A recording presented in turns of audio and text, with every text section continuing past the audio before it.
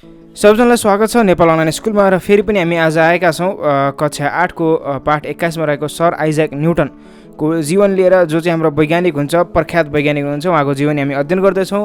आउनुहोस् सँगै पढौँ है त। ल, वर्तमान युगलाई विज्ञानको युग भनिन्छ। वैज्ञानिक आविष्कारहरूले गर्दा मानवको जीवन सुखी र सम्पन्न बनेको छ। मानिसले आफ्नो ज्ञान, बुद्धि र विवेकको प्रयोग गर्दै संसारलाई नयाँ नयाँ उपहार दिएको छ।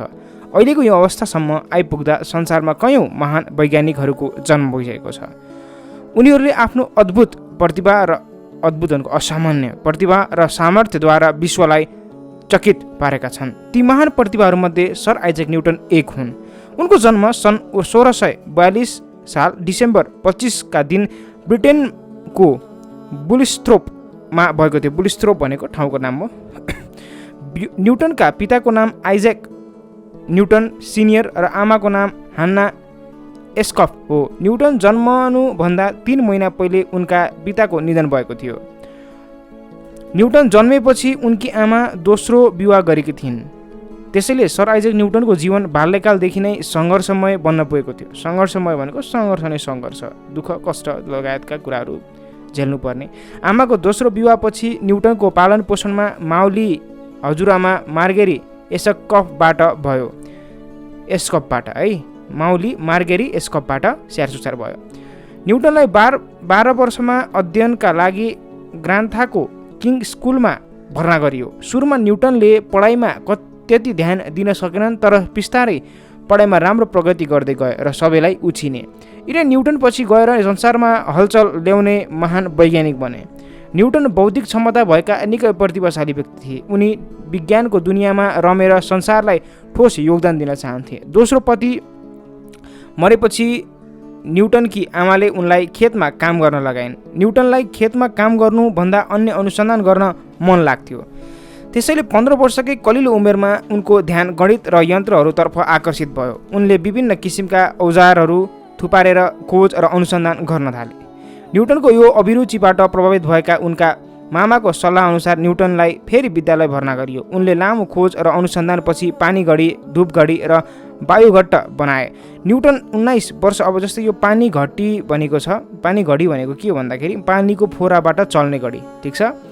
र धूप घडी भनेको घाम सोलरबाट चल्ने घडी, ठिक छ। अनि त्यसपछि वायुघट्ट भनेको वायुको बेगबाट चल्ने मेसिन्सहरू, होइन, वायुको बेगबाट टर्बाइनहरू लगाएका कुराहरू जोडेर। न्युटन 19 वर्षको उमेरमा क्याम्ब्रिज ट्रिनिटी कलेजमा भर्ना भए। उनले त्यहाँ गणित विषयमा निकै ठुलो दक्षता देखाए। उनले सन् 1667 मा क्यालकुलस र बाइनोमियल सिद्धान्तको आविष्कार गरे। यो महान आविष्कारपछि न्युटन गणितज्ञहरूको नजरमा निकै प्रतिभाशाली देखिए। उनले विविध क्षेत्रमा खोज र अनुसन्धानलाई जारी राखे। नयाँ नयाँ विषयमा खोज र अनुसन्धान गर्ने उनको जिज्ञासु प्रवृत्ति अझै बढ्दै गयो। त्यसै बेला ब्रिटेनमा प्लेगको महामारी प्लेग भनेको यो प्राय मुसाबाट सर्ने रोगहरू लगायतका कुराहरू हुन्छन्, फैलियो र सबै कलेजहरू धमाधम बन्द भए। त्यसपछि न्युटन पनि आफ्नो गाउँ उस्सथोर्प फर्के। अब उस्सथोर्प भनेको ठाउँको नाम। त्यसै बेला उनको ध्यान प्रकाश र रङको विषयमा गयो। उनले लामो अनुसन्धानपछि सूर्यको प्रकाश हेर्दा सेतो देखिन्छ, तर यो सेतो रङले बनेको हुन्छ भन्ने कुरा पत्ता लगाए। तर यो 7 सेतो रङले मात्र होइन, 7 रङले बनेको हुन्छ भन्ने कुरा पत्ता लगाए। उनले यी 7 रङलाई प्रिज्मको सहायताले अलग अलग गर्न सकिन्छ भन्ने तथ्य अगाडि सारे। प्रिज्म भनेको के भन्ने आउँला। प्रिज्म भनेको त्रिभुज आकारको ठोस वस्तु या भन्न सकिन्छ। यो 3टा त्रिभुज भनेको 3टा कोण भएको कारणले गर्दा बनेको र सकिन्छ भनेको। उनले यी 7 रङलाई मिलाएर सेतो रङ बदल्न सकिन्छ भन्ने कुरा प्रमाणित गरे।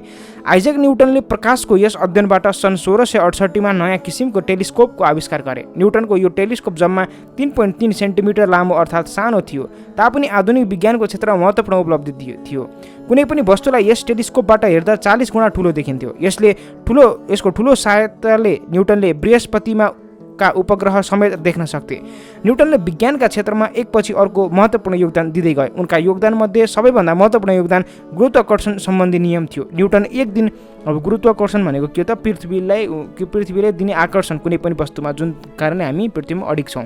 न्युटन एक दिन बगैँचामा बसेका थिए। उनले त्यस बेला रुखबाट स्याउ खसेको देखे। स्याउ माथिबाट किन भुइँमा खस्यो? उनको मनमा जिज्ञासा भरियो। धेरै चिन्तन मनन र अनुसन्धानपछि न्युटनले गुरुत्वाकर्षणको नियम पत्ता लगाए।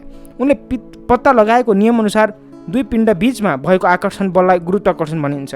जुन पदार्थको द्रव्यमान बढी हुन्छ, अब द्रव्यमान भनेको के हो भन्दा तपाईँको पिण्ड तौलसँग सम्बन्धित म्याटर मास, जुन पदार्थको द्रव्यमान बढी हुन्छ त्यसको आकर्षण बल पनि धेरै हुन्छ। तसर्थ बढी द्रव्यमान भएको पदार्थले कम द्रव्यमान भएको पदार्थलाई आफूतिर खिच्छ। यही नियम अनुसार पृथ्वी सूर्यतिर आकर्षित हुन्छ र सूर्यको वरिपरि परिक्रमा गर्छ। परिक्रमा भनेको घुम्छ। आधुनिक विज्ञानको क्षेत्रमा न्युटनले महत्त्वपूर्ण योगदान दिएका छन्। उनले टेलिस्कोप आविष्कार गरे, उनले गुरुत्वाकर्षणको नियम पत्ता लगाए, उनले प्रकाश सम्बन्धी सिद्धान्त प्रतिपादन गरे। उनी विज्ञान जगतका दार्शनिक, वैज्ञानिक र भौतिक शास्त्रीहरूको नजरमा निकै माथि उठे।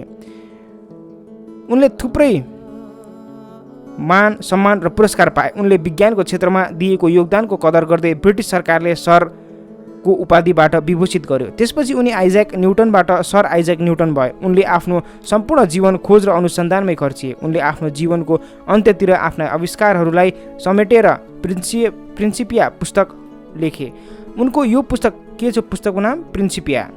उनको यो पुस्तक विज्ञान जगतमा देखा परेको महत्त्वपूर्ण उपलब्धि मानिन्छ। विज्ञान जगतमा महान वैज्ञानिक न्युटनको मार्च 20 सन् 1727 85 वर्षको उमेरमा निधन भयो। 85, ठिक छ। उनी यस संसारमा नरहे पनि आधुनिक विज्ञानका क्षेत्रमा दिएको योगदानले गर्दा अमर छन्।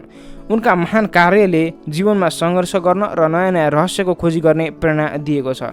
र यस प्रकार थियो सर आइज्याक न्युटनको जीवनी हामीले अध्ययन गरिसकेका छौँ र अर्को पाठमा हामी फेरि भेट्नेछौँ। अरूको लागि चाहिँ बिदा माग्छौँ। हस्त, धन्यवाद।